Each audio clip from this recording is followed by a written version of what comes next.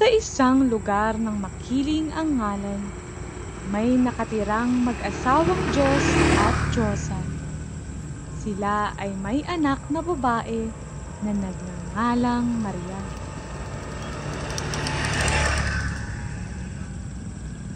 Kilala ang kanilang pamilya bilang mabait at matulungin sa kapwa, lalo na sa mga nangangailangan.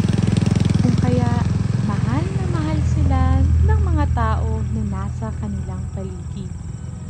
Noong mga panahong iyon, ang mga Diyos ay binigyan ng kapangyarihang makihalubilo sa mga mamamayan. Isang araw, si Maria ay nakita ng isang makisig na binata at dahil sa kagandahan nito, ang binata ay